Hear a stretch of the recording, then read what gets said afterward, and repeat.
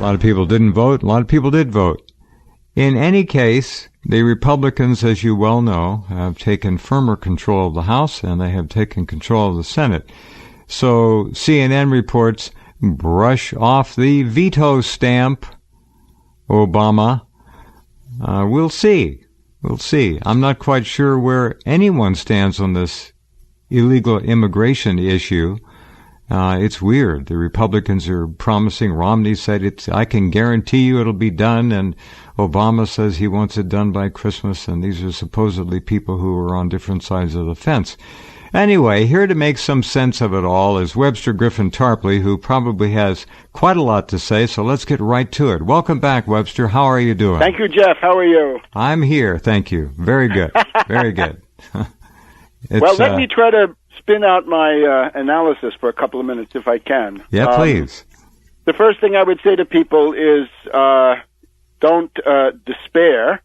This is still the New Deal America. This is not some other country. When you look at these Republican lunatics and ogres, and you look at the cowardice of the other side and their fecklessness, you wonder a little bit about where we are culturally. But I can also cite some extremely encouraging evidence, which is a little bit under the surface. Okay. This is New Deal America. Make no mistake, Franklin D. Roosevelt, long dead, is more powerful than any of these Lilliputians alive. And here are some examples, right? How about the idea of a legal minimum wage that came in with the Social Security Act of 1935? It's alive and well. Yes, Obama yeah. paid lip service, but never really fought, as he never seems to manage to fight for anything, even when it's something good.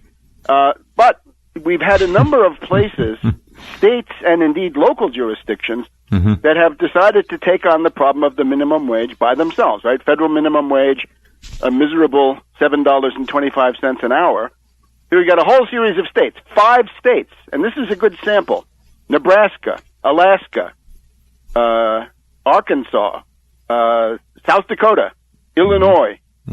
These are places where local forces were able to put the minimum wage on the state ballot, and people got to vote on it. So you got to vote directly, right? Do you want this, yes or no? And there was no Democratic Party in the way. There was no politically correct, global warming spouting, petty bourgeois, process reform obsessed Democratic Party with all their odious personalities in the way. So what do we get? You take your pick. It won by 18 points in Nebraska. I think in Alaska, if I'm not wrong, it's 38 points that it won by. Arkansas, 32 points. South Dakota, 10 points. And in Illinois, I don't have that figure, but it won there too. That was unfortunately only an advisory ballot to try to push the state legislature. In the city of San Francisco, it won by 38 points. So according to this, there's not much difference between Arkansas and Alaska, red, and San Francisco, ultra-liberal, right? No difference when it comes to the basic things. Should there be a minimum wage increase? Now, these are not, they're not what I would want. They're $1 to $2.50 increase in each case. The unions, the service employees obviously want $15. I would say $15 is the minimum you could talk about as being any kind of Well, if you want to have a society wage that is able to get a job in this day and age and support itself, you've got to have $15 to $20. Rather than go off into each of these issues, I'm trying to get to the idea that this is still America. And of course, when you say the minimum wage, I've seen people now on MSNBC, they don't know economics. They say, well, if you make $20 an hour and the minimum wage goes up, that doesn't affect you in the least. The hell it doesn't. It raises the entire wage structure. In other words, everybody sooner or later moves up a notch or two. Correct. Because the whole structure of remuneration goes up. Now, let's also take a couple of other things. Who was, in some ways, the worst, the most cruel, and the most stupid Republican governor, right? The one who came in with all the venom of a Walker or a Snyder or a Kasich or a Scott or a LePage. And this time he lost because he didn't quite know how to manage the demagogy of the part. It is Corbett of Pennsylvania. Pennsylvania kicked him out by a whopping majority. This is very little mentioned, right? This is a huge state. It's called the Keystone State. It's a very typical state. It's rural. It's urban. It has Appalachia. It has Philadelphia. It has the Philadelphia suburbs. It's Great Lakes. It's Middle Atlantic. It's Appalachia. Yeah, it's whatever you want. And they defeated the fascist Republican governor.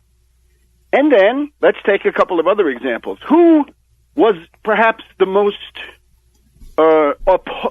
exposed and discredited agent of Wall Street among the various Republican candidates? I don't mean this moron woman from Iowa who castrates hogs, because nobody knows what she represents. She represents Koch, of course, but the average person doesn't know that.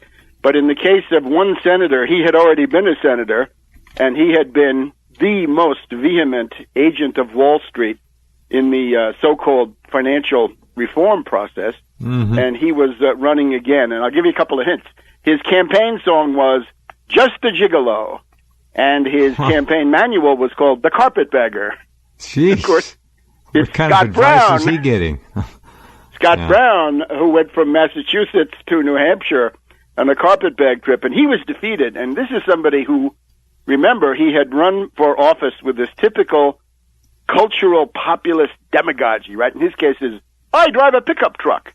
We remember the jelly beans of Reagan, the horseshoes of Bush, the plaid shirt of Lamar Alexander, the brush clearing of Mad Dog Bush the Younger, and on and on. In this case, his was, he drove a truck. Well, as I've always said, he drove a truck through any reform provisions that might have been in that Dodd-Frank, right? He destroyed even the weak and watered-down Volcker rule, which was itself a very pallid thing.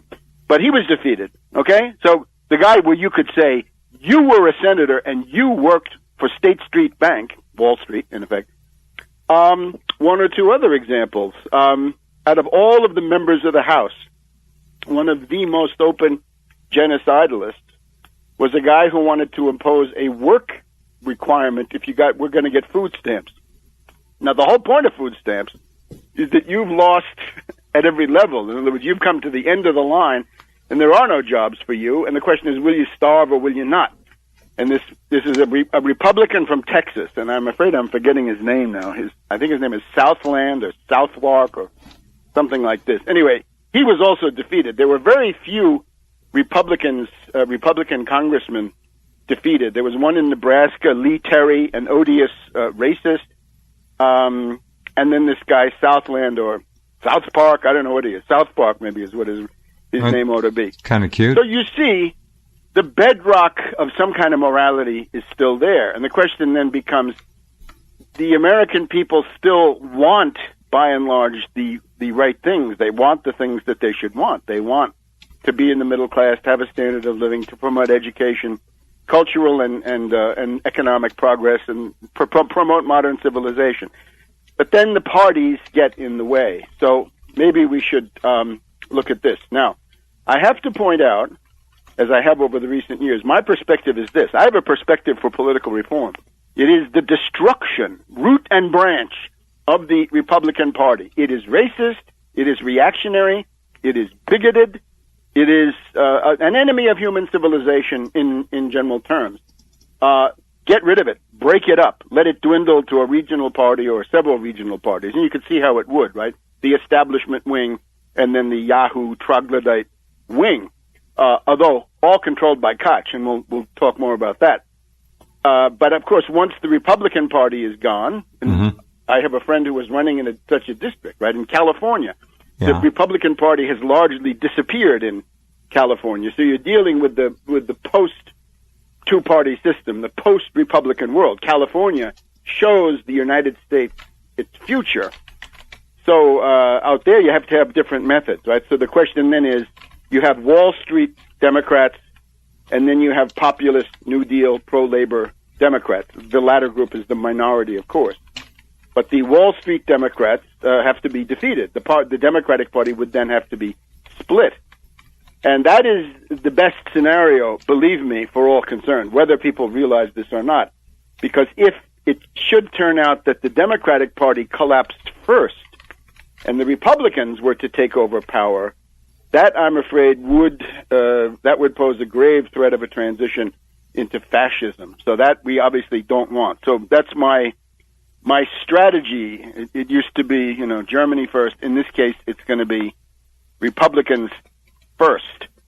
But now, the other question is, where do we stand, right? Remember that the party in power always loses in the sixth year of a two-term president, right? Usually it's 20 seats in the House, 6 or 7 seats in the Senate.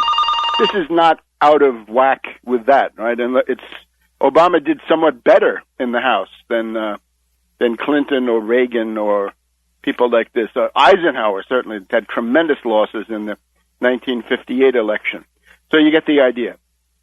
So it's something that happens, right? It's also important to keep a historical view. You realize that this is sort of a rhythm that's built into the system. However, there are then specific problems. In the first year of a presidency, the Wall Street financier oligarchy wants to control the president. Yeah. And the way they control the president in the first term is that they know that the president is going to need their money to run for re-election. So therefore, the control mechanism is clear. The problem for the financier oligarchs is that in the second term, this is not so clear anymore. How do you control the president when he doesn't really need you anymore? He could actually look at the Constitution, realize the colossal powers of the presidency, and start using them, right, for his own benefit, for the benefit of his backers, or maybe even the people and the country in general. So the common mechanism is, in the second term, the president has got to be pinned down by scandals and negative publicity. And you know the drill. Sherman Adams and the Vicuña coats in the Eisenhower years. The Monica Lewinsky for Clinton, Iran-Contra for Reagan, Watergate, obviously, for Nixon, the most extreme. And in the case of Obama, a collection of... Webster, real quick, just 30 seconds. Was Watergate that extreme, really? Well, yeah, certainly, because it was a CIA operation. Let's have no doubt about that. You look at who were the plumbers, right? James McCord of the CIA. Yes. And then Howard Hunt was the most famous CIA agent of the Cold War. Well, certainly the CIA was involved with a hostage issue too. Heavily, but he was heavily involved then with the Kennedy assassination. I mean, come on.